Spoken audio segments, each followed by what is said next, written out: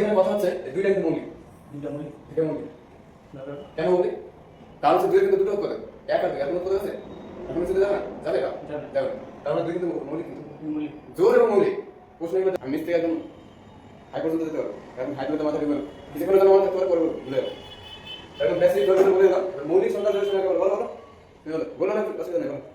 1 3 5 1 3 5 1 3 5 7 7 9। কলম বলে দিল না, অন্য কালার দিয়ে বলো কি বলেছে? যে সমস্ত সংখ্যা কেবলমাত্র দুইটা উৎপাদক দুইটা সেটাই মৌলিক সংখ্যা।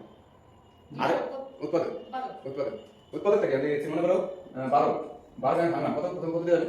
জোড়া সেটা তো দিতে যাবে 6 গুণে 12, এবার 2 দিতে পারে 3 দিতে পারে, আচ্ছা 3 গুণে 6। তাহলে 12 উৎপাদকগুলো কি কি? এই যে 2 গুণিত 2 গুণিত 3, তাই না? এগুলো হচ্ছে 12 উৎপাদক। তাহলে কি হলো? তাহলে যে সমস্ত সংখ্যা সেই সংখ্যা এবং এক ছাড়া অন্য সংখ্যা ভাগ না, সেটা হচ্ছে মৌলিক সংখ্যা, কিন্তু তোমার প্রাইম নাম্বার। ঠিক আছে, বুঝা গেল? মানতে বলবে বা যে সমস্ত সংখ্যা দুটো উৎপাদক মৌলিক সংখ্যা দুটো উৎপাদক, যেমন আছে মনে করো 3 দিলাম 3 দিলাম 3 কিন্তু আমি একই ভাবে ওই সংখ্যা 3 দিলাম রাখুন, আছে তাহলে এটা মৌলিক সংখ্যা।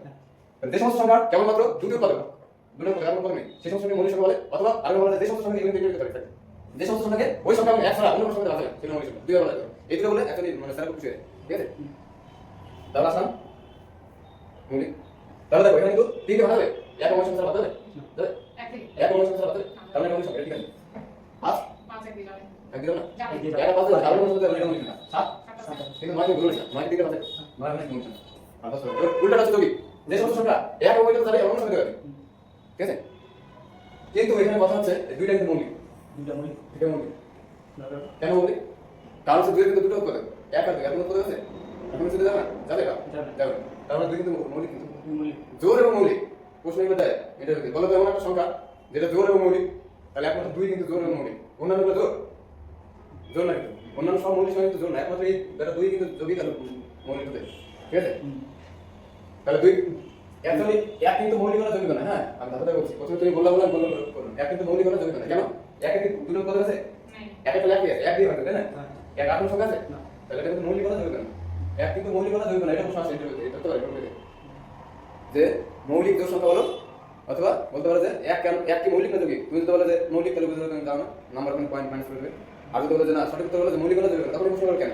তারপর তোমাকে এটা বলতে হবে যে সমস্ত সংখ্যা অন্তত দুটো উৎপাদক থাকে সেই সংখ্যাগুলো হচ্ছে মৌলিক সংখ্যা, কিন্তু একে কিন্তু দুটো নেই, এগুলো এক দিয়ে হবে, এক কিন্তু মৌলিক হলে যোগী করবে। তাহলে মৌলিক সংখ্যা কি?